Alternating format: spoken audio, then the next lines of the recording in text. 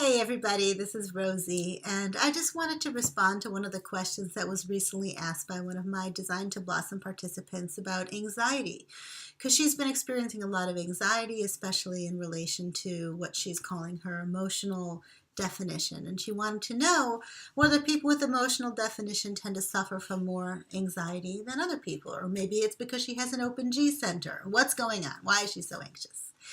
And so I just wanted to say that from a human perspective, we all experience anxiety one way or the other. And the human design body graph can give us a frame of reference or a way to understand perhaps the flavor of anxiety that we experience. So for example, if you have an open mind or an open ajna center, you might experience more amplified mental anxiety, the kind of anxiety that comes from not being able to figure something out or wanting to find an answer to a question that's just pounding you constantly. Or if you have an open identity center, you might feel more anxiety about what you're here to do with your life and who you're here to love, right? The anxiety might take on a certain theme or archetypal flavor based on where it is that you're open, or where it is that you're receptive to some of the pressures and opinions and value systems of the world around you. So the anxiety can rise up in those open places when we feel pressured to be something other than what we are, right? And then you could also have anxiety in relation to those aspects of ourselves that we call your nature. So for example, the solar plexus is the area where our nervous system is alive. And it's very possible that someone with an emotional definition is going to feel kind of nervousness moving through their system according to a certain pattern or wave. Of course, that doesn't mean that someone with an open solar plexus doesn't have their own feelings or their own anxieties, although their nervousness might also be incorporating some of the emotional energies that are also in the field. So for them, their anxiety, their emotional anxiety, may be a combination of their own process and what's happening in the collective or what's happening in the person that they're connected to, right?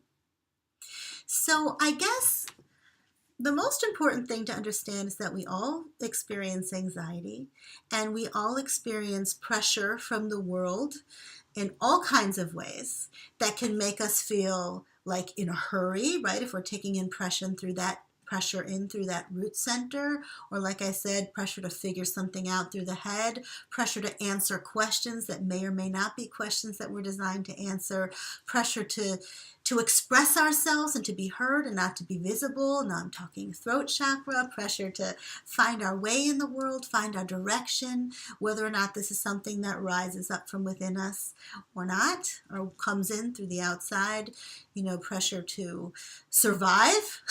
That could be a big anxiety producer for people with open spleens and also with people who have defined spleens. It just has a slightly different feeling.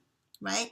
Sometimes we're just being ourselves and the world doesn't necessarily appreciate who we are. And that can cause anxiety. Like what's going to happen if I have, let's say, a defined ego or heart center and I'm asserting my will in the world, but I've been conditioned not to do that. I've been conditioned to think that being willful means I'm being selfish or not collaborative or not invisible enough. If that was a part of the conditioning that I received, then just being true to my empowered nature and wanting to contribute with the full force of my heart can cause anxiety for me if my environment doesn't understand or appreciate this aspect of who I am. So I know I'm not giving a clear-cut answer, which I rarely do. But I do want to say that, hey, if you're human, you're likely to feel anxiety. If you're learning about human design, you can have some fun kind of discerning between the different kinds of anxiety and noticing the ways in which it connects you with something that's more true to who you are and the ways that anxiety might take you away from really listening to those places inside of you that you're meant to trust as you move through life. Okay, hope that makes sense.